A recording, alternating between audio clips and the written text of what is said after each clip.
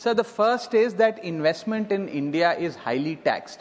हमने देखा पिछले कुछ वर्षों में कि ग्लोबल कैपिटल बहुत वोलाटाइल है, जिसके चलते जैन 2025 इसी साल का जनवरी 2025 से लेकर दिसंबर 2025 के दूसरे हफ्ते तक 1,60,000 करोड़ रुपए फॉरेन पोर्टफोलियो इन्वेस्टर ने भारत की इंडियन इक्विटी से विड्रॉ कर लिए। जब ये विड्रॉ किया गया उस समय डोमेस्टिक इंस्टीट्यूशनल इन्वेस्टर और डोमेस्टिक इन्वेस्टर्स भारत के स्टॉक मार्केट की रक्षा करने के लिए आगे बढ़े और इसी पीरियड में डोमेस्टिक इन्वेस्टर ने 7 लाख करोड़ रुपए भारत की इंडियन इक्विटीज में इन्वेस्ट किया। ये एक हिस्टोरिक अचीवमेंट भी था, मार्केट की मैच्योरिटी भी दिखाता है, लेकिन उससे ज्यादा ये दिखाता है कि जब foreign money leaves, it is the Indian investor that comes to the rescue of the stock market.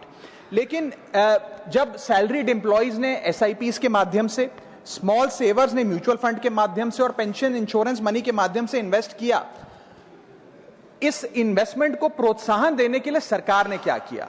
आज एक ऐसी टैक्सेशन रिजीम बन गई है जिसके अंदर कैपिटल गेन टैक्स बहुत हाई है, इंडेक्सेशन का बेनिफिट इन्वेस्टर को मिलता नहीं है, सरचार्जेस ज्यादा होने की वजह से टैक्स रेट शार्पली इंक्रीज हो चुके हैं और फ्रीक्वेंट चेंजेस के चलते इन्वेस्टर को सर्टेनिटी नहीं मिलती और एक व्यवस्था ऐसी बन गई है कि long term investments in this country are being treated as short term speculation when it comes to taxation. इसे बदलने की जरूरत है। If India truly wants deep capital markets and long term domestic savings, then patient capital must be respected and not पीनलाइज्ड।